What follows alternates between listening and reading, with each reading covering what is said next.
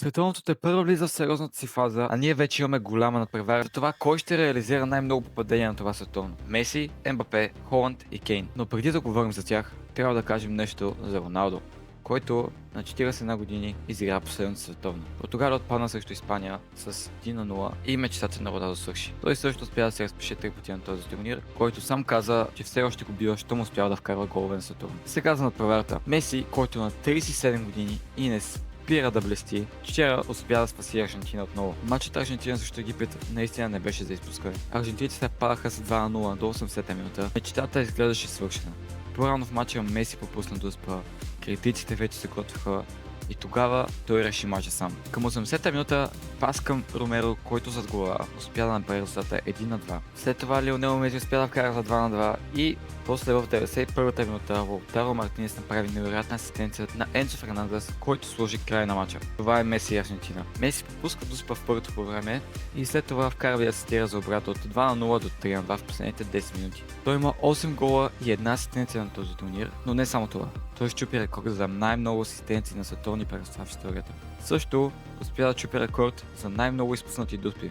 4 изпуснати дуспи и 4 карани. Но той отново води в класацията за голмайстор. Катар 2022 беше тежест.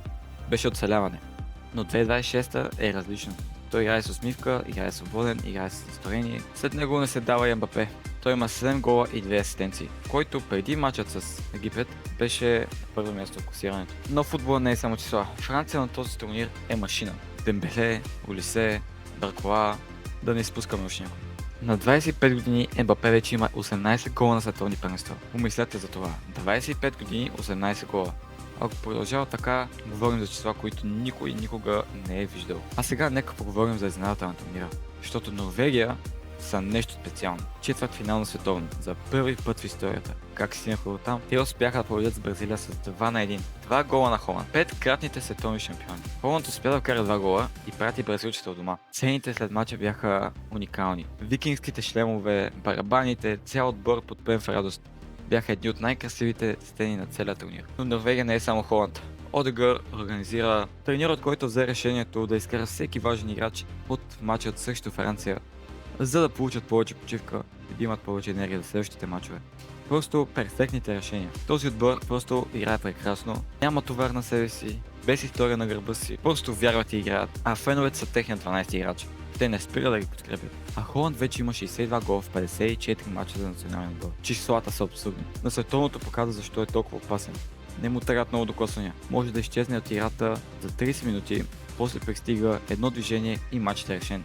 Това стана срещу Бразилия. Не можеш да го спреш на наказателното поле. Единственият начин е, ако прекъснеш пасовете към него, а топката стигне ли до него, свършена. Кейн е с 6 гола и не изостава от лидерите. Кара дуспа срещу Мексико, Англия победи домакина с 3-2 и вървят напред. Но Кейн не е само дуспи. Този човек е капитанът. Лидерът, човекът върху когото цяла Англия разчита, когато нещата станат трудни. И той го знае. Математически и той може да стане голмайстор. Реалистично пътят е тежък. Но ето какво трябва да разберете за Хари Кейн. Той не изчезва в големите моменти. Точно обратното. Колкото по-голяма е сцената, толкова по-опасен става.